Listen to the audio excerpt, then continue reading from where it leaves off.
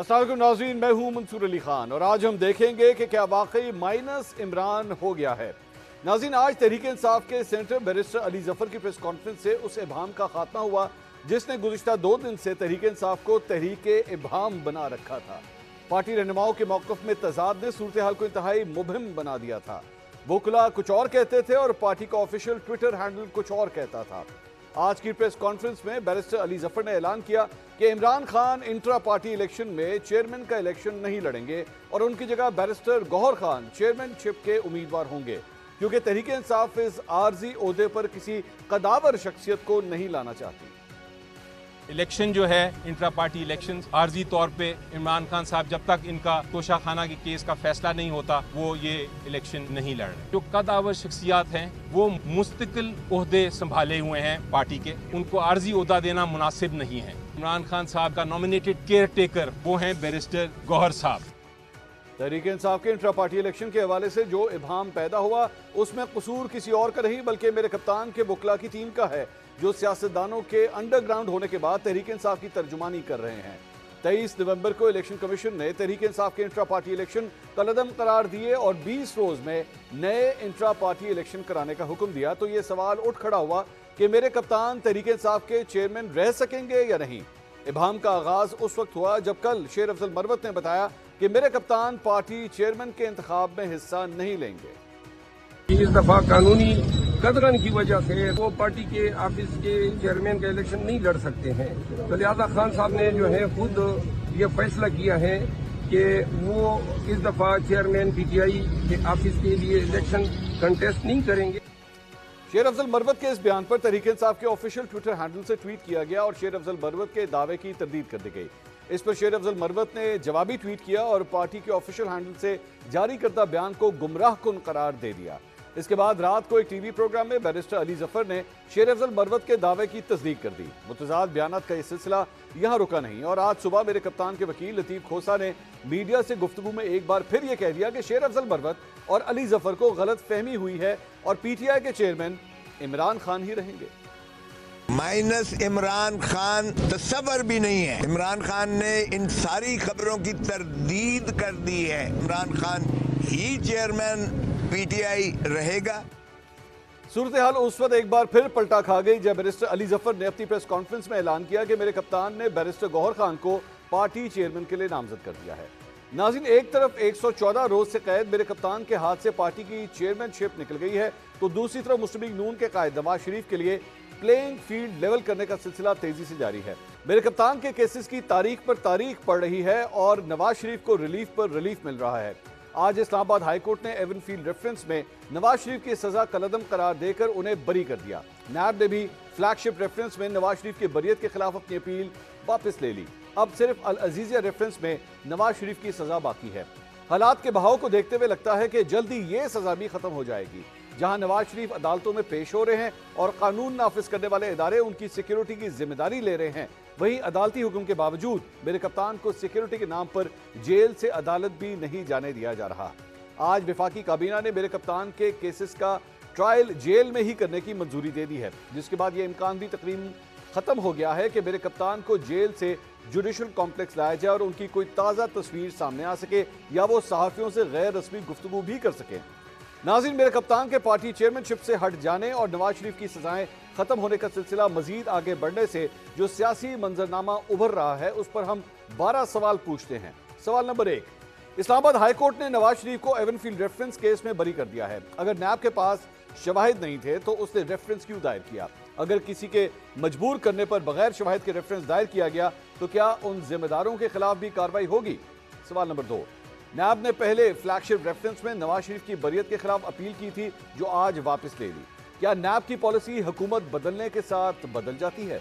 सवाल नंबर 3, नवाज शरीफ को अदालतों से मुसलसल रिलीफ मिल रहा है। तहरीक इंसाफ की तरफ से इसको एनआरओ कहा जा रहा है। तहरीक इंसाफ के इस इल्जाम में कितनी सदाकत है? सवाल नंबर 4, नवाज शरीफ की सजाएं खत्म हो रही हैं और नैब उनके खिलाफ मुकदमात की पैरवी नहीं कर रहा। दूसरी तरफ इमरान खान को पार्टी चेयरमैनशिप छोड़नी पड़ रही है। क्या आइंदा इलेक्शन से पहले मुस्लिम लीग नून के लिए प्लेइंग फील्ड बुलडोजर की मदद से लेवल किया जा रहा है? सवाल नंबर 5, तहरीक इंसाफ की तरफ से इंट्रा पार्टी इलेक्शन में इमरान खान की शमूलियत के हवाले से मुतजाद बयानात आते रहे और सूरत हाल मुसलसल इबहम का शिकार रही। तहरीक इंसाफ के मामला कौन चला रहा है और पार्टी की तंजीम में कोऑर्डिनेशन का फुकदान क्यों नजर आ रहा है। सवाल नंबर 6, नवाज शरीफ को बराह रास्त सुप्रीम कोर्ट ने नाअहल किया था, जबकि इमरान खान को जिस मुकदमे में सजा हुई है उसमें उनकी सजा मुअत्तल है। तहरीक इंसाफ ने इस मामले को अदालत में ले जाने के बजाय प्लान बी पर जाना ही मुनासिब समझा। क्या बल्ले के निशान को बचाने के लिए कप्तान की कुर्बानी दे दी गई है। सवाल नंबर 7, तहरीक इंसाफ के इंट्रा पार्टी इंतखाबात 2 दिसंबर को होंगे और इमरान खान की जगह बैरिस्टर गौहर चेयरमैन बन जाएंगे। क्या अब तहरीक इंसाफ के इंतखाबात में हिस्सा लेने की राह हमवार हो गई है। सवाल नंबर 8, इमरान खान की जगह बैरिस्टर गौहर खान तहरीक इंसाफ के चेयरमैन होंगे। क्या नई क़यादत तहरीक इंसाफ के वोटर्स को काबिल कबूल होगी और इससे तहरीक इंसाफ का वोटर बददिल तो नहीं हो जाएगा। सवाल नंबर 9, पहले जुल्फ़िकार अली भुट्टो को माइनस किया गया, बाद में बेनज़ीर भुट्टो को माइनस किया गया और 2017 में नवाज शरीफ से पार्टी की सदारत छीन ली गई, लेकिन तमाम रहनुमा आज भी सियासी तौर पर जिंदा हैं।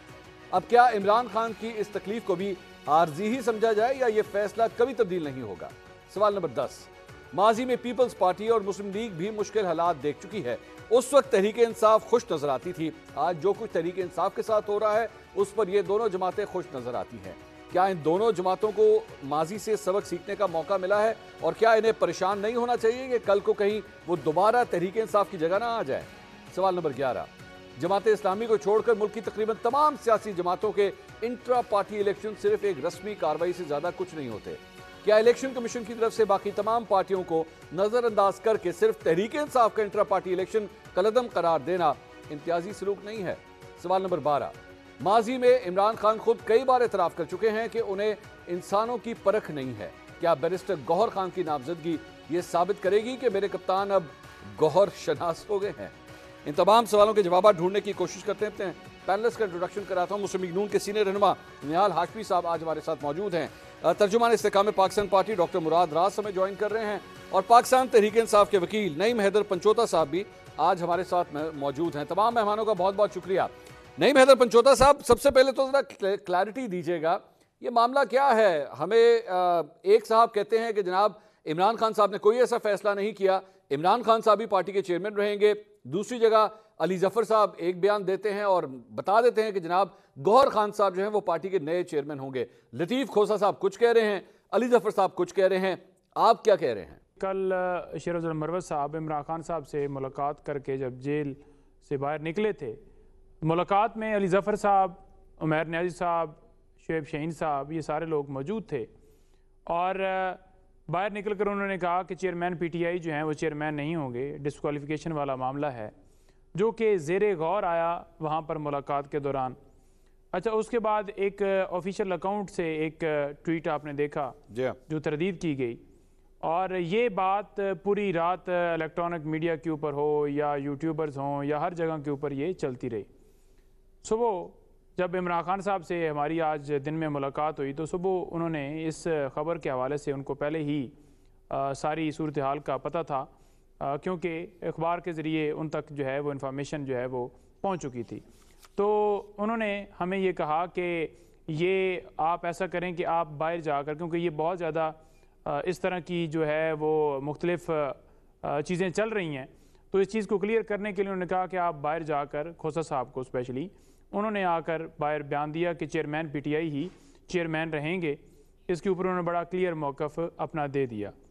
उसकी रीज़न देखें, खान साहब का इसके अंदर ये भी एक पहलू आप ज़रूर रखें कि खान साहब की जो नायली वाला मामला है, जो इस्लामाबाद हाई कोर्ट के अंदर एक पटिशन जो हमने दरख्वास्त सीएम दी हुई है, जिसमें ऑर्डर को सस्पेंड करने के हवाले से हमने इस्तदा की हुई है कि खान साहब की सज़ा तो सस्पेंड होगी लेकिन ऑर्डर भी सस्पेंड किया जाए, तो वो सुबह के लिए फ़िक्स है।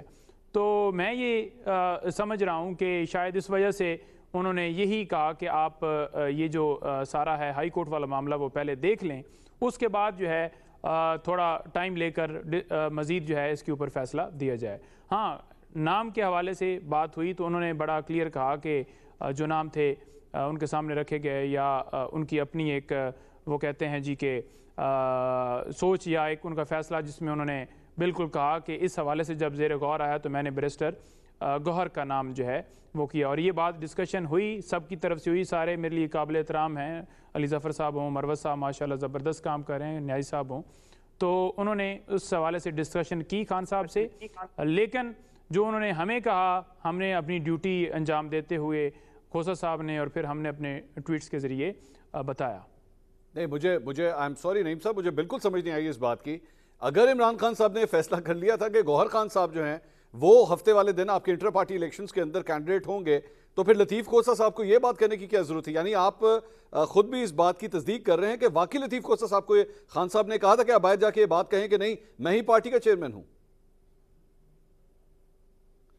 बिल्कुल जी, खान साहब ने खुद कहा था, और उसके अंदर सिर्फ 1, 2 या 4 लोग नहीं थे, बल्कि सारे लोग बैठे हुए थे।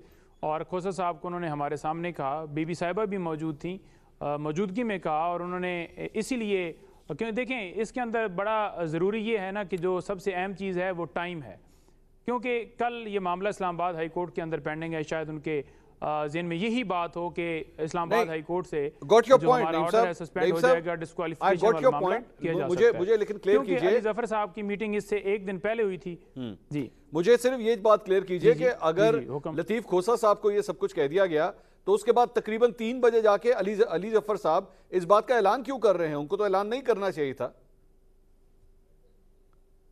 मैं वही गुजारिश कर रहा हूँ कि उनकी 1 दिन पहले मीटिंग हुई थी और उस मीटिंग के अंदर ये सारी बातें डिस्कस की गई थी, और उस मीटिंग के हवाले से उन्होंने कहा है कि हमें यही कहा गया कि 2 बजे या 3 बजे जो भी उन्होंने टाइम अली ज़फ़र साहब ने दिया कि हम इस हवाले से डिसाइड करके ऐलान करेंगे। लेकिन जो हमारी मुलाकात हुई उसके अंदर खान साहब ने हमें ये कहा, क्योंकि आपको मैंने पहले ही बताया है कि लीगल मामला जो हैं पेंडिंग हैं, इस वजह से खान साहब ने ये कहा होगा, क्योंकि सारी खबरें भी इस तरह से चलाई जा रही थी कि 1 आध दिन में या 2 दिन में जो भी क्लियर हो मज़ीद हो जाएगा। उन्होंने प्रेस कॉन्फ्रेंस करके जो है वो नॉमिनेट कर दिया, तो हमें तो कोई इतराज़ नहीं है। मतलब मुझसे अगर पूछा जाए तो मुझे तो कोई इतराज़ नहीं है। उन्होंने प्रेस टॉक की है, खान साहब ने जो हमें हुक्म दिया हमने उस हिसाब से आकर बाहर बता दिया। नहीं तो आपकी चूंकि मुलाकात आज हुई है, अली ज़फ़र साहब की कल हुई थी, तो आपके पास अपडेटेड सिचुएशन है ना, तो उसके मुताबिक तो ये प्रेस कॉन्फ्रेंस नहीं होनी चाहिए थी, ये गौहर खान की अनाउंसमेंट नहीं होनी चाहिए थी। उनकी देखें खान साहब से जो मुलाकात हुई थी उस के अंदर जो उन्होंने आके बयान दिया था उसमें उन्होंने यही कहा था कि हमारी मुलाकात हुई और ये चीज़ें डिस्कस हुई हैं। अच्छा, डिस्कशन के हवाले से जब बात हुई तो खान साहब ने खुद इस बात की तायीद की कि डिस्कस हुई हैं और इसी तरह से जैसे उन्होंने बताया है, लेकिन ये सारी डिस्क्वालिफिकेशन को मद्देनज़र रखते हुए। लेकिन अगर देखा जाए तो इस्लामाबाद हाई कोर्ट में मामला कल के लिए पेंडिंग है, तो शायद खान साहब ने हमें उस वजह से कहा हो, तो हमने आकर कह दिया जी। मुराद राज साहब, ये सारी गुफ्तगू आपने सुनी है, आप खुद तहरीक इंसाफ में बड़ा एक टाइम गुजार चुके हैं। मैं एक्सपेक्ट कर रहा था कि शायद ये अगर ये मेक शिफ्ट अरेंजमेंट हुआ भी तो किसी सियासतदान के पास जाएगा। अब गौहर खान साहब जो हैं वो एक रीसेंट एंट्री हैं, इतना टाइम नहीं हुआ, और जब से ये अनाउंसमेंट हुई है, I don't know whether this is the right thing और नॉट, लेकिन पीपल आर एक्चुअली कंपेयरिंग कि ये एक उस्मान बुज़दार जैसा फैसला है। बल्कि अली ज़फ़र साहब ने, मैं बड़ा हैरान हुआ अली ज़फ़र साहब ने एक्चुअली अपनी जो मीडिया टॉक थी उसके अंदर उन्होंने कहा कि हम किसी कदावर शख्सियत को भी ये दे सकते थे, लेकिन हमने गौहर खान साहब का नाम जो है वो चूज किया। मतलब वो गौहर खान साहब लेफ्ट पे खड़े हुए थे और उनके सामने वो ये कह रहे थे कि मतलब आप कदावर शख्सियत नहीं है, जो कदावर शख्सियत थी हमने फैसला किया उनको हम ये चेयरमैनशिप की ये स्लॉट नहीं देंगे। Comes as a very surprising selection for me. बिस्मिल्लाहिर्रहमानिर्रहीम।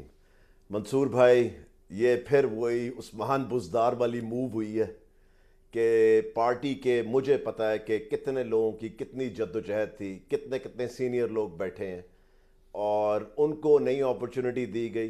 भाई उनके पास अगर और कोई रिस्पॉन्सिबिलिटी है तो क्या फ़र्क पड़ता है? आप किसी को इज्जत दें जिन लोगों ने इतना आपके साथ टाइम गुजारा है, जिन लोगों ने इतनी जद्दोजहद आपके साथ की है। ये बिल्कुल उस्मान बुज़दार वाली मूव हुई है। आप ये सोचेंगे जिसने उस्मान बुज़दार को बनाया था ना, तो हम गूगल कर रहे थे कि ये आदमी कौन है, इसकी तस्वीर क्या, शक्ल क्या है। आज भी लोग यही कर रहे हैं, बैठ के गूगल कर रहे हैं कि ये सॉरी नाम क्या था दोबारा, गौहर खान। मुझे तो यार अजीब बात है, मतलब मुराद साहब आप जानते नहीं, गौहर खान नाम है, बड़े सीनियर लॉयर है सर वो। जी जी जी सर लॉयर होंगे, मेरा तो पॉलिटिक्स से ताल्लुक है, मेरा लॉयर से तो ताल्लुक नहीं ना। सो इसलिए गौहर खान साहब को जो बना दिया गया है, ये 110% उस्मान बुज़दार मूव थी। कि जो लोग जंग लड़ रहे हैं, जो लोग मेहनतें करते रहे हैं इस पार्टी के लिए, बजाय उनको इज्जत देने के कि यार चलो 10 दिन के लिए अगर चेयरमैन बनते हैं, कम से कम उनको इज्जत दे कि उनका हौसला देखें कहां से कहां चला जाता है। ठीक। मगर आज वो एक दूसरे की शक्लें देख रहे हैं कि जी फिर एक ऐसा बंदा ऊपर से आया है पैराशूटर और उसको बना दिया जी चेयरमैन बना दें। I mean very very sad. कोई चीज़ इसका मतलब तहरीक इंसाफ में कोई नहीं सीख रहा और कोई ये चेंज करने के लिए तैयार नहीं है। ये वही सिस्टम चल रहा है जो आज से 4 साल पहले 5 साल पहले सिस्टम चल रहा है। बड़े अफसोस की बात हुई आज वाकई में, क्योंकि मुझे पता है मंसूर भाई, आखिरी बात, मुझे पता है कि कैसे लोग वहाँ पे कैसे कैसे लोग हैं जो कि जिनको ये इज्जत दी जा सकती थी, मगर एक पैराशूटर को दे दी। बड़े अफसोस की बात। निहाल हाशमी साहब, मैं सोशल मीडिया के ऊपर देख रहा था, मुस्लिम लीग नून से जो जुड़े लोग थे, जब वो इस बात का मजाक उड़ा रहे थे या इस पर तनकीद कर रहे थे, तो पाकिस्तान तहरीक इंसाफ के जो फॉलोअर्स थे उनकी जानिब से जो रद्द-ए-अमल दिया गया, मैं चाहूँगा वो आप इसका जवाब दीजिए कि उन्होंने कहा कि हमने किसी को भी बनाया, हल्का आदमी है, सॉफ्ट है, न्यू एंट्रेंट है, कुछ भी है, कम अज कम इमरान खान का रिश्तेदार तो नहीं है ना। जिस तरह आप लोगों ने नवाज शरीफ साहब जब फारिग हुए तो भाई को लाके बिठा के आपने सदर बना दिया। जो कुछ भी रखते हैं शरीफ खानदान अपने खानदान के अंदर ही रखते हैं, बाहर के बंदों को नहीं लेकर आते। इमरान खान ने ना अपनी बहन को बनाया, ना अपनी बीवी को बनाया, अपने बेटे को नहीं बनाया, अपने किसी रिश्तेदार को नहीं बनाया, बनाया फिर भी किसी बाहर के शख्स को ही। आप लोग कभी ये सोच सकते हैं कि नून लीग ये सब कुछ कभी करेगी? जी बिस्मिल्लाहिर्रहमानिर्रहीम। मंसूर भाई, हम कर चुके हैं, बनाया नहीं, हम कर चुके हैं माजी में। जब मोहम्मद नवाज शरीफ साहब जलावतन हो रहे थे तो आपको शायद याद हो कि राजा दफलक साहब चेयरमैन बने और मखदूम जावेद हाशमी साहब को सदर बनाया गया था पार्टी का। और मखदूम जावेद हाशमी साहब कमोबेश 2000 से लेकर 2008 तक पार्टी के सदारत के ओहदे पे फायद रहे और चेयरमैन राजा साहब आज भी ओहदे पे फायद हैं। इसी तरह से जब वजीर आला की बारी आई थी तो आपको शायद याद हो कि दोस्त मोहम्मद खोसा साहब को बनाया गया था वजीर आला, और वाइन साहब, बहुत सारे हमारे अदवार। फिर अब वेरी रिसेंट अगर आप आ जाएं तो नहीं बनाया था अपने भाई को वजीर आजम, और शाहिद खाकान अब्बासी साहब को वजीर आजम बनाया गया था। तो ये हमारी अच्छा, इसको इधर ही रोकिए, जरा इधर ही रोकिए। मैं इन तमाम चीज़ों का एक दफ़ा आपको एग्जाम्पल दे दूं। जफरुल हक साहब का आपने जिक्र किया, जावेद हाशमी साहब का आपने जिक्र किया। शायद उसकी ये वजह थी कि उस वक्त पूरे टेन्योर के अंदर शरीफ खानदान पूरा का पूरा ही पाकिस्तान से बाहर था, तो एक्चुअली आपके पास और कोई चॉइस नहीं थी। उसके बाद आपने खोसा साहब की एग्जांपल दी। खोसा साहब के बारे में भी सब जानते हैं कि बाद में उनकी भी लड़ाई हो गई। जावेद हाशमी साहब भी उसके बाद पार्टी छोड़ के पीटीआई के अंदर चले गए थे। शाहिद खान अब्बासी साहब की आपने एग्जांपल दी। उससे पहले पंजाब हाउस के अंदर मीटिंग बुला के आप लोग ऑलरेडी शहबाज शरीफ साहब का ऐलान कर चुके हुए थे। आप लोगों ने उस वक्त ऐलान कर दिया था जब मियां साहब नाहल हुए थे। वो तो शहबाज शरीफ साहब की मेहरबानी कि उन्होंने आके कह दिया कि जनाब मैं नहीं बनना चाहता, तो इसलिए पूरा फाल जो है वो शाहिद खान अब्बासी साहब के नाम निकल गया, वरना अटेम्प्ट तो आपने वहां पे भी की थी। और उसके बाद अब देख लीजिए, इमरान खान साहब को हटाने के बाद अल्टीमेटली फिर आपने शहबाज शरीफ साहब को ही वजीर आजम बनाया। नहीं, मैं यहाँ आपसे थोड़ा सा, मेरी राय बहुत मुख्तलिफ है। आपने कहा पूरी की पूरी फैमिली बाहर थी, नहीं, पूरी फैमिली नहीं थी। यहाँ पे हमजा शहबाज साहब थे, अगर वो चाहते तो हमजा शहबाज को बना सकते थे, मगर हमजा शहबाज को नहीं, तुम जावेद हाशमी साहब को बनाया गया। और भी यहाँ पे उनके खानदान के लोग थे, जिसके अंदर अहलियत होगी उसको बनाया जाएगा। अगर शहबाज शरीफ शहबाज स्पीड के नाम से मशहूर है और उसके बावजूद अगर उनको नहीं बनाया गया और उसके जगह शाहिद खाकान को बनाया गया, तो ये हमारी पार्टी में कारकुनों के लिए इज्जत और तौकीर है। और आप देखें, जब शाहिद खाकान अब्बासी साहब मरीन से अपने सीट लूज कर गए तो उनसी शाहिद खाकान अब्बासी साहब को वापस लाया गया लाहौर, और लाहौर से अंदरूनी लाहौर की सीट से उनको जितवाया गया और फिर वो वजीर आजम बने। तो ऐसी बात नहीं है। और मखदूम जावेद हाशमी साहब कहाँ है आजकल वैसे शाहिद साहब? जी जनाब, कहाँ है शाहिद खाकान अब्बासी साहब? अपने घर में रहते हैं। और मखदूम जावेद हाशमी भी आज हमारे ही साथ है कि हाँ, ये और बात है जो आपने खोसा साहब के बारे में बताया, उनके वाली साहब को भी गवर्नर पंजाब बनाया गया था। अब ये क्या करें कि लोगों से अगर हमेशा लोग समझते हैं हमें हमेशा के लिए बनाया जाए, अगर उनसे फिर कहा जाता है कि अब दूसरे आदमी की बारी है तो वो फिर नाराज हो जाते हैं। बात सारी ये है दूसरे आदमी की बारी जो है वो सिर्फ शरीफ खानदान के अंदर है, उसको बार बार बारी मिल सकती है। किसी दूसरे शख्स ने कभी हिम्मत और जुर्रत भी नहीं करनी है ऐसी बात करने की। हमारी यहाँ दूसरों को बार बार बारी दी जाती है। अच्छा, चलें, ठीक है। और जी, बोलिए। देखिए, इमरान खान साहब किसी को कभी ट्रस्ट नहीं करते, और वो इसीलिए ट्रस्ट नहीं करते अपने पार्टी के लोगों को कि फिर कहीं वो माइनस ना हो जाए। और ये जो कुछ उन्होंने किया, 0+0 -0+0, ये सारा कुछ इज इक्वल टू 0 निकलता है। मैं ये समझता हूं कि वो डरे हुए आदमी है, और he never trust anyone, he is arrogant type of thing. तो वो हमें तो कोई फर्क नहीं पड़ता है कि क्या हो रहा है। पार्टी को अगर वो डिसेबल्ड पार्टी बनाना चाहते हैं, बना दें। वो चाहते हैं स्ट्रांग पार्टी, ये उनके पार्टी का बिल्कुल अच्छा, इंटरनल। निहाल हाशमी साहब, आप बताइए क्या करना चाहिए था खान साहब को ऐसी सूरत में? आपकी क्या राय होती है, एक सीनियर सियासतदान होने के नाते क्या करना चाहिए था खान साहब? चेयरमैन ना हो तो vice chairman, senior vice chairman, then vice chairman, then number 2 vice chairman. तो इसीलिए तो वाइस चेयरमैन भी अंदर है भाई, वाइस चेयरमैन अंदर, प्रेसिडेंट अंदर, अब कुछ छोड़ा ही नहीं है, सारे के सारे तो अंदर, तो किसको बनाए?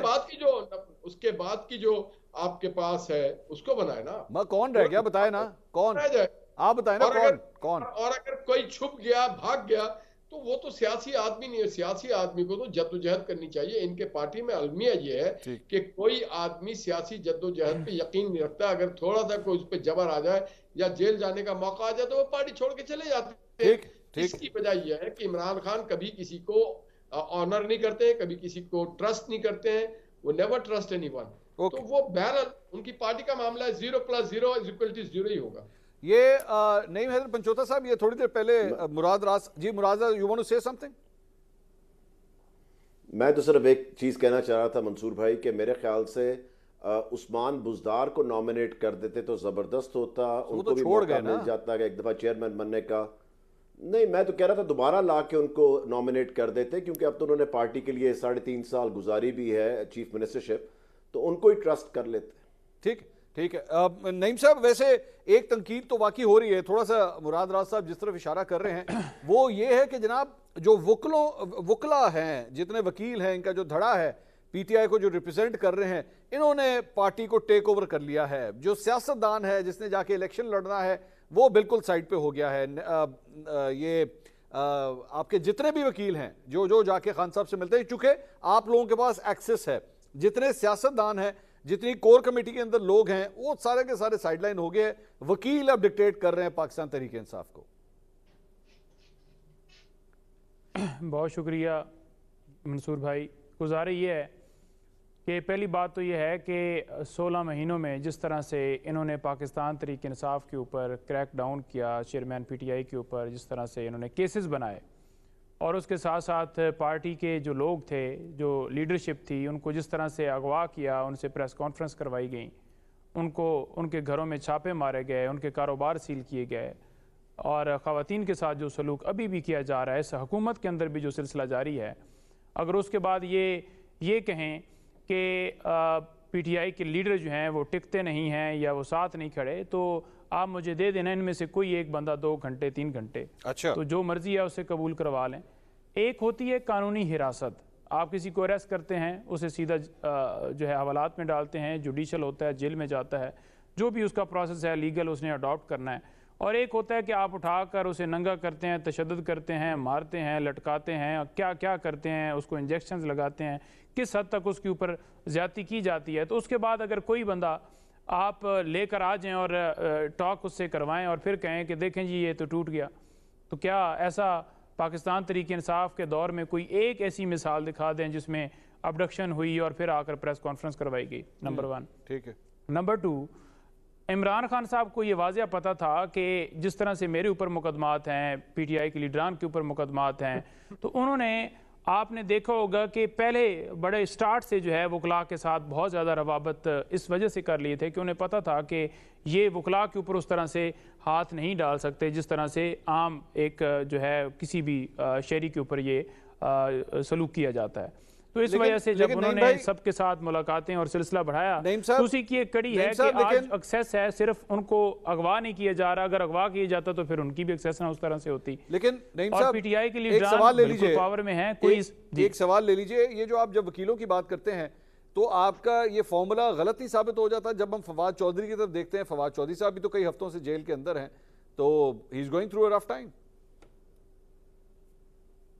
देखें, वो आपके सामने है। इस तरह से तो पॉलिटिशियंस ऐसे हैं जैसे अली मोहम्मद खान हैं और दीगर हैं जो ज़्यादा जो है जब सियासी एक टैग लग जाता है कि वो सिर्फ और सिर्फ प्रैक्टिस वगैरह नहीं करते, अपीयरेंस नहीं होती, तो फिर वो उस जो है उससे वो ज़रा डिस्कनेक्ट हो जाता है। अच्छा। तो यही वजह है कि उनको जिस तरह से उठाया गया आपके सामने है, फिर जिस तरह से प्रेस कॉन्फ्रेंस हुई, अभी भी जो उनके ऊपर केसेस हैं वो सारी सूरत हाल, इसके अलावा जितने वकला जो हैं वो सियासी रहनुमा हैं, तो उनके साथ ऐसे कई ऐसे लोग हैं जिन्होंने लॉ किया हुआ है, लेकिन उनके साथ जो किया गया क्योंकि वो हल्के से MNA का इलेक्शन लड़े हैं, MP का इलेक्शन लड़े हैं, तो ये सारा किया गया। कोई हाई जैक नहीं है कि वकला ने हाई जैक किया है।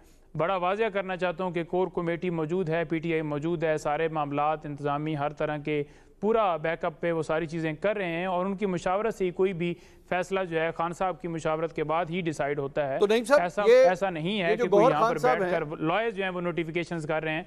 ये गौहर खान साहब जो, अब जाहिर बात है हफ्ते को आप लोगों का इंटर पार्टी इलेक्शन है, मोस्ट प्रॉब्ली जो लग रहा है वो यही है कि बिला मुकाबला ये चेयरमैन PTI बन जाएंगे। तो चेयरमैन PTI गौहर खान साहब इलेक्शन लड़ेंगे, और लड़ेंगे तो कहां से लड़ेंगे? देखें, उन्होंने खुद बताया था कि मैं बुनीर से है जो विलिंग हूँ, हल्का जो है 10 है KPK में। अच्छा। तो उसमें वो लड़ें, बिल्कुल जी, उनका हक है, और बड़े ज़बरदस्त इंसान हैं, बड़े खुश इखलाक इंसान हैं, और बड़ा लीगल एक्सपर्ट हैं। खान साहब के साथ जिस तरह से उन्होंने सर्विस दी है, हम तो उस चीज़ का गवाह हैं। हम जिस तरह से केसेस में उन्होंने रिप्रेजेंट किया है, स्पेशली इलेक्शन कमीशन के मैटर्स जो हैं, तो वो रात दिन वो बड़ा हर वक्त उन्होंने काम किया है। और खान साहब को क्योंकि वो बड़े एक हॉनेस्ट, बड़े एक ज़बरदस्त और इस तरह के एक इंसान है, सुप्रीम कोर्ट के वकील हैं, बाहर के पढ़े हुए हैं, तो खान साहब ने देख करके एक जो है अच्छा इंसान है, पढ़ा लिखा इंसान है, और उसके साथ ज़्यादा किसी की लड़ाई झगड़ा नहीं, वो किसी ग्रुप बंदी या उस तरह से नहीं है कि कोई वो आप कह लें कि उसके ऊपर कोई इस तरह का है, वो बड़ा सबके साथ मिलनसार आदमी है। और आपको इस बात का पता है ना कि वो माजी में पीपल्स पार्टी के साथ कनेक्टेड रहे हैं? देखिए, माजी में बहुत से लोग इस तरह से किसी जमात के साथ कनेक्टेड रहे होंगे, ठीक है, तो ऐसा तो नहीं है। शाह महमूद कुरैशी साहब भी रहे, वाइस चेयरमैन हैं, तो ये चीज़ें तो नहीं है कि वो किसी के साथ कनेक्ट रहे हैं, लेकिन वो जितना हम जानते हैं वो एक लॉयल आदमी है, हॉनेस्ट आदमी, और मुख्तलिफ मामलों के ऊपर, चाहे 9 मई हो, वहाँ पर वो हमारे साथ मौजूद थे इस्लामाबाद हाई कोर्ट के अंदर, और दीगर ऐसे मौके जहाँ पर वो फ्रंट पर उन्हें पाया गया, चाहे जुडिशल कम्प्लेक्स हमला हो, और हर जगह के ऊपर आकर वो दिलेरी से आगे सामने आए। मुराद राज साहब, ये सारा कुछ जो आप देख रहे हैं, आप एक बड़ा एक्सपीरियंस है आपका, you will accept this thing कि फर्क नहीं पड़ता इससे, ये पाकिस्तान के अंदर पॉलिटिकल पार्टीज जो हैं वो एक्चुअली वन मैन शो होता है, he dictates everything. Pakistan Tehreek Insaf is Imran Khan, Imran Khan is Pakistan Tehreek Insaf. आप किसी टॉम डिक एंड हैरी को जो है जो मर्जी ओहदा दे दें, वोट जो है वो एक्चुअली पड़ेगा तो इमरान खान के नाम का ही पड़ेगा। आपने बिल्कुल 100% बात ठीक की। पंचोदा साहब मेरे भाई हैं, और इन्होंने जो बात की ना कि बड़े, मैं समझता हूँ गौहर खान साहब बहुत अच्छे इंसान होंगे, सब जो उन्होंने उनकी तारीफ़ें की मैं बिल्कुल एग्री करता हूँ उनके साथ। आप अगर उस्मान बुज़दार को ले लें तो उस्मान बुज़दार के भी उस वक्त कहा जा रहा था जी इसके तो घर में बिजली नहीं है, एक बहुत ही हम गरीब ख़ानदान से इंसान लेकर आ रहे हैं, इसके घर की सड़क नहीं बनी हुई, इसका वो नहीं है, ऐसे ज़बरदस्त बंदे को लेकर आ रहे हैं जिसको एहसास होगा पूरे पंजाब का, और इसको आम आदमी का एहसास होगा। आप देख लें कि उसने क्या किया। मैं समझता हूँ गौहर खान साहब बिल्कुल ज़बरदस्त बंदे होंगे। आपको पार्टी चलाने के लिए, पॉलिटिकल पार्टी को चलाने के लिए मंसूर भाई पॉलिटिकल लोग चाहिए, आपको वो लोग नहीं चाहिए जो कि बुकला हैं या बिजनेसमैन हैं या कुछ और हैं, वो अपना फुल टाइम शोबा अपने शोबे के अंदर है। लेकिन मुराद साहब, तो आपने नईम साहब की गुफ्तगू सुनी, वो कहते हैं कि जी जो बंदे थे वो गायब हो जाते हैं, गायब होकर चंद हफ्तों के बाद आपकी पार्टी में से, इस्तेकाम पाकिस्तान पार्टी में से निकल आते हैं, तो कहां से सियासतदान ला के जो है उनको अपॉइंट करें हम? नहीं, तो अभी भी इनकी कोर कमेटी तो चल ही रही है ना, वो कह रहे हैं कोर कमेटी के इजलास हो रहे हैं, सब कुछ हो रहा है। सो उनमें से किसी को, उसने आके कोई बाहर खड़े तो नहीं हो जाना था सड़क पे अगर नए चेयरमैन ने, आई मीन उसने भी ऑब्वियसली आके अपने कोई रिकॉर्डेड मैसेज, कोई प्रेस कॉन्फ्रेंस, कोई और चीज, एनीथिंग, ठीक। जब आप पार्टी के चेयरमैन बनते हैं तो आप ये तो नहीं मंसूर करते कि आप जाके कोई छुप के कहीं बैठ जाएंगे। आप एक पार्टी के चेयरमैन हैं और अगर उनके चीज कोई खिलाफ कोई चीज नहीं है तो ऑब्वियसली वो ओपनली बैठ के, जिस तरह लॉयर खड़े होकर कर रहे हैं तो वो वहां पे लॉयर्स के साथ खड़े होकर बातचीत नहीं कर सकते थे। ठीक। सो इसलिए मैं सिर्फ ये कह रहा हूं कि मैं गौहर खान साहब के बारे में कुछ भी नहीं कहना चाहता क्योंकि मैं उनको जानता नहीं हूं, मगर बड़ी अच्छी रेपुटेशन होगी, बड़ा कुछ होगा। मगर again we are doing the same thing Mansoor, again it has to be right man for the right job. हमने फिर वही इन्होंने फिर वही किया है कि not the right man for the right job, मगर best of luck to them. चले, मैं नाज़िम, मैंने एक ब्रेक लेनी है। ब्रेक के बाद आज नवाज शरीफ साहब के हवाले से भी बड़ी अहम डेवलपमेंट हुई है। जो रेफरेंस थे उसमें खुशी की खबर आई, दोनों से जो है वो बरी हो गए हैं नवाज शरीफ साहब, और नून लीग के कैंप के अंदर मिठाइयाँ बांटी जा रही है। लेकिन ये सारा कुछ जो है एक बहुत बड़ा सवाल पैदा कर रहा है कि क्या पहले गलती हो रही थी नैब की जानिब से या अब गलती हुई है इस तमाम मामले को कंटेस्ट ना करके। इस पर बात करते हैं ब्रेक के बाद, हमारे साथ रहिएगा। नाज़रीन, welcome back after the break. अब ब्रेक से पहले तो खान साहब के बारे में बात हो रही थी, अब जरा नवाज शरीफ साहब के हवाले से बात करते हैं। दो मुख्तलिफ रेफरेंसेस के अंदर आज नवाज शरीफ साहब के लिए खुशखबरी आई। एक के अंदर जो है वो नैब ने अपनी अपील ही वापस ले ली और दूसरे के अंदर नवाज शरीफ साहब को वैसे ही बरी कर दिया गया। निहाल हाशमी साहब, मैं आपसे पूछना चाहूँगा, ये सर ये जो कुछ भी हो रहा है नैब की जानिब से काफ़ी खुशखबरियाँ आ रही हैं आपके लिए, तो नैब पहले गलत था या अब गलत है? और अगर पहले गलत था तो ये सारे रेफरेंसेस जो फाइल किए गए, क्या उनको भी चेक करना चाहिए कि ये किसके कहने के ऊपर रेफरेंस फाइल हो रहे थे? मंसूर भाई, मैं नहीं, पूरी कौम और जो हक और इंसाफ की बात करते हैं वो सब खुश हैं। आप भी खुश हैं क्योंकि आपके मैंने बहुत सारे मादी हैं जिसमें आपने ये कहा कि ये ज्यादती है और ये जो नैब ने कुछ किया था ये नाइंसाफी। अरशद मलिक के केस आ गया था, फिर शौकत सिद्दीकी साहब के स्टेटमेंट आ गया था, ये सारे होने के और फिर सबसे बढ़ के मैं अदालतों में मौजूद रहा हूँ जब मरमीम नवाज साहबा का केस चल रहा था, तो वो पूछते थे कि भाई अगर आप समझते हैं कि ये इनकी है प्रॉपर्टी तो एक कागज तो दिखा दो जहां पे कोई एंट्री हो, कोई बिजली का बिल, कोई बल्दिया की बिल, कोई कार पार्किंग की बिल, कोई मेंटेनेंस चार्जेस बिल्डिंग की, कोई एक चीज जो नवाज शरीफ का नाम हो। बस ऐसे कोई कह दे कि ये नवाज शरीफ का है तो फिर नवाज शरीफ का ऐसे नहीं होता है, और वो चीज कोई कच्ची बस्ती तो नहीं है, वो तो रजिस्टर्ड चीज है, डॉक्यूमेंटेड चीज है। तो उन्होंने कहा नहीं ये कुछ हमारे पास नहीं है। और फिर जो लंदन की हाई कोर्ट थी उसने, और जो ब्रॉडशीट में काबे मुसीबी थे उसने, और फिर जो एनसीए नेशनल क्राइम सब ने कह दिया कि नहीं जी इससे उनका कोई लेना देना नहीं। तो मैं ये समझता हूँ आपका सवाल बहुत बहुत ठीक है, इसलिए कि नैब सिर्फ नैब नहीं, हमें मादी में अपने आप को भी देखना होगा, अपनी भी आईना हमें अपने आप को दिखाना है as a society, as a powerful seats, as a powerful persons and authorities, कि क्या हम पाकिस्तान के साथ ठीक करते रहे? क्या ये एक चलता हुआ पाकिस्तान, एक पाकिस्तान जो चल रहा था, जो सीपैक कर रहा था, जो इकोनॉमिकली वाइबल था, जहां पे पॉलिटिकल हार्मनी थी, जहां पे जमहूरियत परवान चढ़ रही थी, पार्लियामेंट की बोलबाला थी, हमने क्यों किया? हम पूछना चाहते हैं क्यों किया हमने, और फिर उनसे कौम को भी पूछना चाहिए। अच्छा, ये जो निहाल साहब ये जो आप पूछ रहे हैं हमें पूछना चाहिए, कहीं ऐसा तो नहीं होगा 4-5 साल के बाद इसी तरह नईम हैदर पंचोता साहब बैठे हो हमारे साथ और वो ये कहें कि हमें पूछना चाहिए कि इमरान खान के साथ ये क्यों किया, ये 200 मुकदमे क्यों बनाए, उसकी पार्टी को क्यों तोड़ा, पीटीआई की चेयरमैनशिप क्यों ली? हो सकता है मैं 5 साल के बाद ऐसे ही एक प्रोग्राम कर रहा हूँ आपके ख्याल में?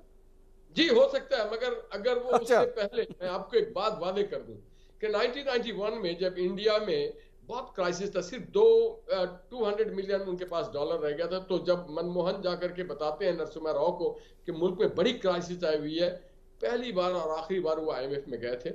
और हम आज रिकॉर्ड बना रहे हैं कि हम इसी वजह से बना रहे हैं कि हम बार बार IMF पे जा रहे हैं। क्यों जा रहे हैं? कि हमारी कंटिन्यूटी ऑफ द पॉलिसी नहीं है, कनेक्टिविटी ऑफ द पॉलिसी नहीं है। जो नवाज शरीफ साहब ने बनाया था उसकी अगर कनेक्टिविटी होती, कंटिन्यूटी होती, और जो आने वाले भी उसके फुट स्टेप को, नवाज शरीफ ने अपनी जात के लिए तो पॉलिसी नहीं बनाई थी, अपने घर के लिए नहीं, अपने बच्चों के लिए नहीं, अपनी बेटी के लिए नहीं, अपनी बीवी के लिए नहीं, उन्होंने पाकिस्तान के नौजवानों के लिए, पाकिस्तान के किसानों के लिए, चले निहाल साहब, निहाल साहब एक काम करते हैं ना, मैं आपके तज्जिए पे यकीन रखता हूँ।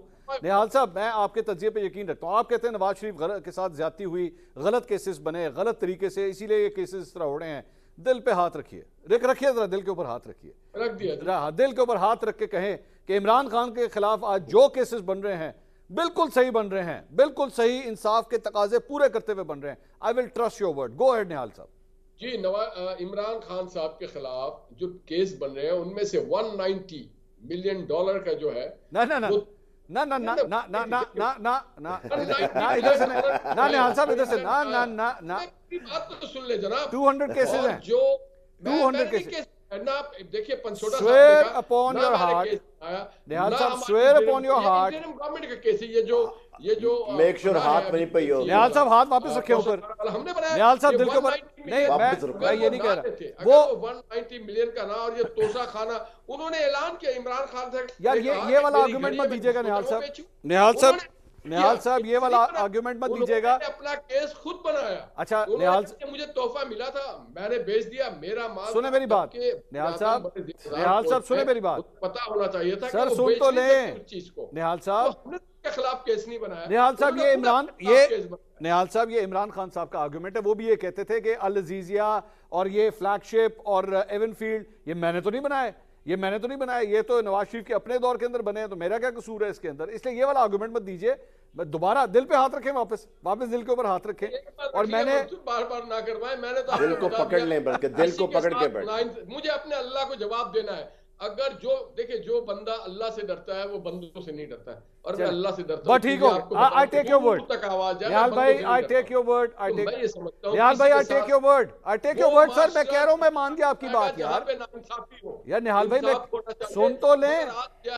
कि जो मुजरिम है वो भी कहता है हमारे साथ नाइंसाफी। निहाल भाई मैं आपकी बात मान गया यार। आपने खुद एडमिट किया है कि ये घड़ी मैंने बेचा है, तो फिर कहां से नाइंसाफी और हुई? सर मैंने कब कहा है, और मैंने कब कहा है, सुन लें मेरा सवाल सुन लें। आपने अल कादिर का कह दिया, ये अल कादिर में उठा के साइड पे रख देता हूं। ये जो बाकी 200 केसेस बने हुए हैं, आपके ख्याल में वो बिल्कुल जेन्युइन केसेस हैं, या आपके ख्याल में कहीं ना कहीं इमरान खान के साथ ज्यादती हो रही है? सियासतदान बन के जवाब दीजिएगा, मुस्लिम लीग नून का रहनुमा होके नहीं। मैं कदर करता हूं आपके एनालिसिस की, इसलिए please be fair with your analysis. जी इस पे कमीशन बनना चाहिए कि ये 200 एफआईआर किन बुनियादों पे और किसने काटा, चलो किसके जी। कहने पे काटा गया। बात ही खत्म हो गई। बिल्कुल यार, कमीशन इलेक्शन कमीशन बना दें। कहने पे काटा गया, ये एसपी के कहने पे या सियासी लोगों के कहने पे, और ये इंतकाम मंसूर भाई तुसी मनवा लिया। I am very clear on this point. नहीं भाई, चलो इसी को पकड़ लेते मैं हैं। आपको एफआईआर ना करें, डॉक्टर साहब जी मुराद साहब। सर मैं एक कमेंट कहना चाहता हूं। जब भी हमारे इतनी ये बैड लक है ना हमारे मुल्क की, कि जब भी कोई इक़्तिदार में आता है, आज मिठाइयों का दिन नहीं था बिल्कुल। मैं आपको बताता हूं क्यों। जब भी इक़्तिदार में हमारे मुल्क में जो भी गवर्नमेंट आई है, उसने इदारों को इस्तेमाल किया है अपोजिशन के खिलाफ, और ये हमारी इतनी बैड लक है, इट इज सो अनफॉर्चुनेट कि ये हम करते हैं, सब करते रहे हैं, सब ने किया है। ये जब तक मेच्योरिटी इस बात में नहीं आएगी कि ऑपोजिशन को अपना रोल अदा करने दें असेंबली में और असेंबली के बाहर, बजाय कि आप उन पे केसेस बनाएं, उनको जेलों में डालें, ये जब तक हम में मेच्योरिटी जो कि आई नहीं है अभी तक। क्योंकि आज अगर नून लीग PMLN खुश है, तो आपने बिल्कुल ठीक कहा कि 5 साल के बाद कुछ और स्टोरी होनी है या ना हो, और फिर यही बातें हम बैठ के कर रहे हैं। वैसे मुराद साहब, ये हम करते रहे, मुराद साहब ये हम करते रहे। आपको दिल में कहीं पे ये डर लगता है कि हो सकता है एक दिन ऐसा भी आए, जिस तरह मैं 5 साल के बाद कह रहा था, हो सकता है एक दिन इस तरह की भी आए कि इस्तेकाम पाकिस्तान पार्टी के बंदे 2 हफ्ते की छुट्टी पे जाएं, चिल्ला काटें, वापस आएं, और उसके बाद एक और जमात के अंदर से निकलें? हो सकता है, ये हो सकता है। वो मैंने आपको चिल्ले वाली बात बताई थी ना, कि वो सेल्फ एनालिसिस होता है, वो फैमिली के साथ सेल्फ एनालिसिस। ये इस्तेकाम पाकिस्तान पार्टी के साथ भी हो सकता है। ये इस्तेकाम पाकिस्तान पार्टी के साथ भी हो सकता है। सर मैं आपको ये बता दूं, आज नहीं हो रहा इस मुल्क में, कल कुछ हो सकता है। आप तो 5 साल आगे जा रहे हैं। अच्छा, मैं तो कह रहा हूं कल कुछ हो सकता है। जो हाँ, बहुत आगे आप तो चले गए। अच्छा। इधर तो डे टू डे पॉलिटिक्स इस मुल्क में हो रही है because of immaturity in politics. ठीक है, हम सारे सियासतदान बहुत इमेच्योर हैं, हम अपना स्टैंड नहीं लेते। हमारे साथ वही हो रही है जो होनी चाहिए, ठीक, जो क्योंकि हमने अपना स्टैंड कभी नहीं लिया। सो ये बड़ी ही बदकिस्मती है हम सियासतदानों की। हमारे साथ जो हो रहा है वो हम खुद होने दे रहे हैं। नईम साहब, ये निहाल हाशमी साहब की गुफ्तगू आपने सुनी और फरमा रहे हैं कमीशन बन जाना चाहिए, और ट्रुथ एंड रिकंसिलिएशन कमीशन अगर ये बन जाए, वो इमरान खान साहब के केसेस का भी मुआयना करे, सही बने हैं गलत बने, और नवाज शरीफ साहब के केसेस के हवाले से भी क्लैरिटी आ जाए कि जनाब वो सही बने थे गलत बने थे। क्या मौकफ होगा आपका पाकिस्तान तहरीक इंसाफ के वकील? हुई थी वो भी देखें, पहली बात तो ये है कि जिस तरह से आपने निहाल साहब को फंसाया है ना दिल के ऊपर हाथ रखने के हवाले से, मैं आपको दाद देता हूँ और आप कायम रहे हैं और वो भाग गए हैं, ठीक है। तो इस बात का सबूत अगर देखा जाए तो जब इनकी हुकूमत रही है, ठीक है जी, 16 महीने, तो ये सारे केसेस इन्होंने उस वक्त ही बनाए हैं, और जब बनाने वाले ये खुद हों तो फिर क्यों दिल के ऊपर हाथ रखेंगे। दूसरे नंबर पर यह है कि मैं कल जवेद चौधरी साहब के शो में बैठा हुआ था, तनोली साहब एक आए, अकबर तनोली साहब इधर से हैं, तो उनको भी वो भी ऐसे ही रूपोश हुए थे, अचानक से प्रोग्राम के अंदर आए हैं। तो जवेद चौधरी साहब सवाल कर रहे थे, तो जब वो ख़त्म हुए तो मैंने उनसे सवाल किया, वो भी मजम्मत के हवाले से ही आए हुए थे। तो मैंने कहा जी कि आपके घर वाले तो कह रहे थे कि आपको अगवा कर लिया गया और FIR और वो सिलसिला चल रहा था। तो फ़ौरन ही उनकी ज़ुबान जो है ना डगमगा गई, जो वाज़िया कर गई, सवाल छोड़ गई, जो कि सवाल छोड़े क्या, पूरी कौम को तो पता है, आपको भी पता है, लेकिन जिन लोगों को फ़ायदा मिल रहा है फिर वो आंखें बंद करके कहते हैं जी नहीं नहीं ये तो देखें बड़े कमज़ोर थे, ठीक है जी। अब दूसरे नंबर पर बात की जाए तो यहाँ पर जो फील्ड है ना वो बिछाई गई है नवाज शरीफ साहब के लिए। अच्छा, वो आप लंदन से लगें और पाकिस्तान पूरा घूमें, वहाँ से निकलें तो पूरा एयरपोर्ट, बायोमेट्रिक, CCPU, जलसा, वहाँ पर गाड़ियाँ, माल मंतर, सारा देखें तो हर जगह पर आपको नज़र आएगा कि किस तरह से उनकी जो है बेल एक मुजरिम को प्रोटेक्टिव मिली है जो ज़िंदगी में नहीं मिली, और किस तरह से उनकी बरीयत भी आज हो गई है। इमरान खान साहब की अगस्त के अंदर इसी तरह की अपील तोशाखाना की पेंडिंग है, और बाद में इनकी दरखास्त हुई बहाली की, वो नईम साहब एक सवाल जी बहाली भी होगी और सवाल सर जो है बरीयत भी होगी, लेकिन खान साहब की फिक्स नहीं हो रही। एक नईम साहब एक सवाल, ये जो भी आपने थोड़ा का नादरा वेरिफिकेशन और उसके बाद बरीयत और जमानत, ये सारा कुछ, तो अगर मैं खान साहब के हवाले से कहूँ PTV हमला, इश्तिहारी, इस्लामाबाद में होते हुए इंटरव्यूज लेकिन अदालत में ना आना, उसके बाद बनी गाला का केस, उसमें से बरीयत, जहांगीर तरीन को सजा, इमरान खान का बच जाना, जहाज का चलना, लोगों का ऐड होना, और उसके बाद पार्टी के अंदर आना, 2018 का इलेक्शन जीत जाना, सर ये करम नवाजियां तो फिर खान साहब पे भी होती रही है माजी में। देखें, जो ये नायलीन की हुई है 17 में हुई PTV पार्लियामेंट हमला, उसके अंदर ऑडियो और वो सारा आपके सामने है कि वो किस तरह से फैब्रिकेट की गई। खान साहब को उस केस के अंदर अभी तक खान साहब बरी नहीं हुए। खान साहब की हुकूमत भी रही है, लेकिन खान साहब ने मैनेज नहीं किया जिस तरह आज मैनेज किया जा रहा है। इश्तिहारी की बात की जाए, वारंट की बात की जाए, तो आपने देखा कि मरीम औरंगजेब के भी वारंट निकले अगले दिन। खान साहब इश्तिहारी थे, 26 घंटे ऑपरेशन रहा। खान साहब इश्तिहारी थे। देखा कि खान साहब पेश क्यों नहीं हो रहे। वजीराबाद में हमला किसने करवाया, खान साहब किसने FIR खान साहब की दर्ज नहीं होने दी, जो कि एक जी खान साहब इश्तिहारी थे PTV हमला केस के अंदर या नहीं? देखें, 2014 का जो केस है उस वक्त मैं उस केस के अंदर कौंसल नहीं था, बाद में हम अंगेज हुए। उसके अंदर अगर इश्तिहारी थे तो आपको प्रोसेस पता होगा, मुझे बताएं, मैं उसके ऊपर जवाब दूंगा। लेकिन जो मुझे पता है मैं उसका जरूर जवाब दूंगा। जो उनके वारंट निकाले गए आप सबके सामने है। वजीराबाद में हमला हुआ, FIR दर्ज नहीं, सुप्रीम कोर्ट में मैं गया कि सो मोटो लिया जाए और FIR दर्ज की जाए। अभी तक अरशद शरीफ वाला मामला आपके सामने है, इमरान रियाज वाला आपके सामने है, बाकी सारे लोगों का सामने है। क्या यहाँ पर इन्होंने नहीं किया अपने दौरे हुकूमत में? और उसके बाद देख लें, मुझे पहले ये बता देना कि इमरान खान की दौरे हुकूमत में जिस तरह से इकोनॉमी थी, जिस तरह से बहुत बहुत शुक्रिया सर, टाइम खत्म हो गया, क्यों टाइम खत्म हो गया। मेरे पास डॉक्टर मुराद राज साहब, थैंक यू सो मच।